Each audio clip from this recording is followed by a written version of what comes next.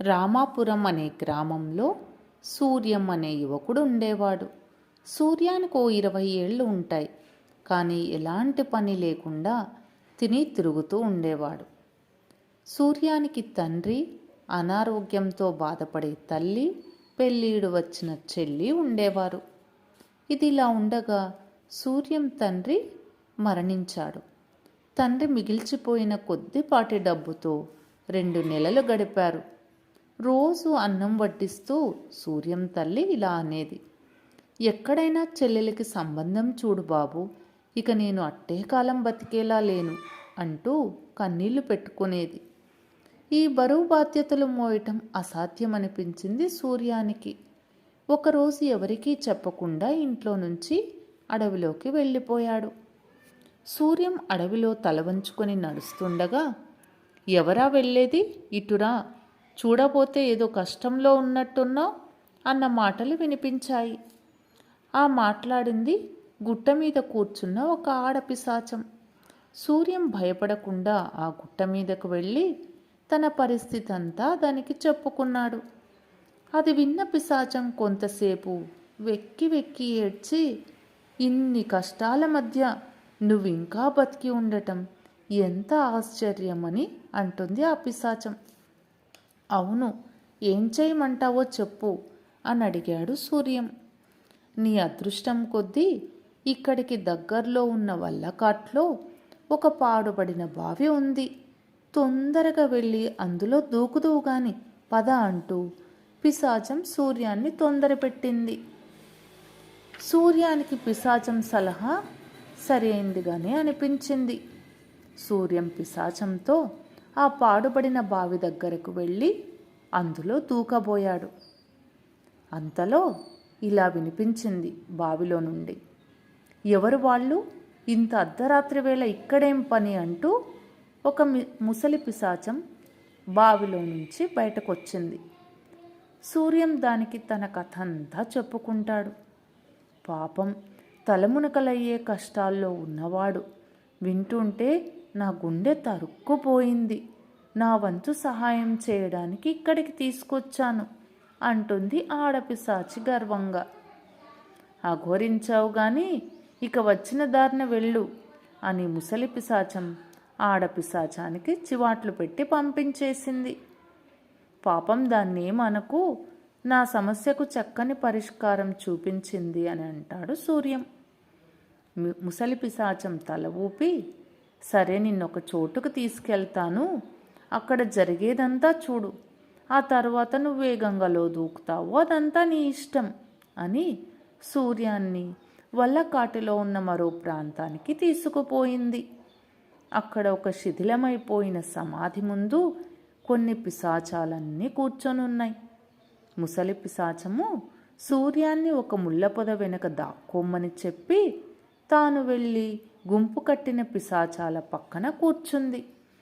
కొంతసేపటికి పెద్ద అట్టహాసంగా ఆ పిశాచాల నాయకుడు వచ్చి శిథిలమైపోయిన సమాధి మీద కూర్చున్నాడు. పిశాచాలన్నీ సంతోషంగా చప్పట్లు కొడుతున్నాయి. పిశాచాల నాయకుడు ఒకసారి గొంతు సవరించుకొని, సహచరోత్తములారా, ఈ నెల రోజుల్లో మీరు సేకరించిన అద్భుత వస్తువులు ప్రదర్శించండి. ఒక సంగతి జ్ఞాపకం ఉంచుకోండి, సంవత్సరాంతంలో అత్యుత్తమ అద్భుత వస్తువు సేకరించిన వారికి గొప్ప బహుమానం ఇవ్వబడుతుంది అని అంటాడు పిశాచాల నాయకుడు.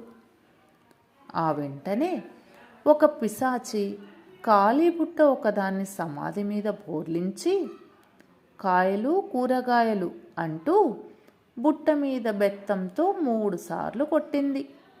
తర్వాత బుట్టను ఎత్తగానే దాని కింద రకరకాల కూరగాయలు పోగుపడి ఉన్నాయి. భేష్ భేష్ అంటూ మిగతా పిశాచాలన్నీ చప్పట్లు కొట్టాయి. అది చూసిన సూర్యానికి ఆ బుట్ట తన దగ్గరుంటే తనకెదురైన సమస్యలన్నీ తీరిపోయినట్టే అని అనిపించింది.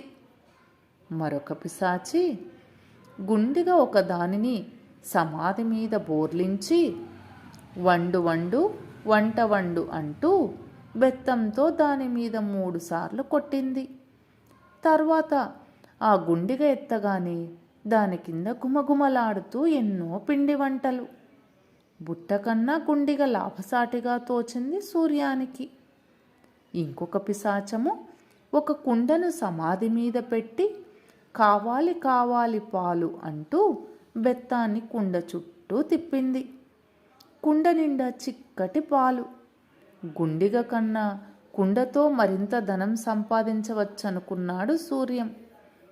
పిశాచాల నాయకుడు లేచి, నా అనుచరుల్లో ఇంతటి ఘనులున్నారని తెలిసి నా గుండె ఉప్పొంగిపోతుంది. మళ్ళీ అమావాస్య నాడు సమావేశమవుదాం. ఇంతకుముందు దాచిన వాటి దగ్గరే ఈ 3 అద్భుత వస్తువుల్ని దాచిపెడదాం అంటూ వాటిని తీసుకుని పక్కనే ఉన్న మర్రి చెట్టు తొర్రలో పెట్టాడు. ఇక పిశాచాలన్నీ కోలాహలంగా అక్కడి నుంచి వెళ్ళిపోయాయి. సూర్యం మర్రి చెట్టు దగ్గరికి వెళ్ళి దాని తొర్రలో నుంచి కుండను బయటికి తీశాడు. దాని కింద వాడికి గుండిగ కనిపించింది. దాన్ని బయటకు తీశాడు. తర్వాత బుట్టను, దాని అడుగున ఉన్న పిల్లల గ్రోవిని, చెప్పులను, చాటను, బెత్తాన్ని, గంటను బయటకు తీశాడు. వాటన్నిటినీ ఎలా తీసుకుపోవడమా అని ఆ సూర్యం ఆలోచిస్తుండగా తొర్ర అడుగున ఒక గోనె సంచి కనిపించింది.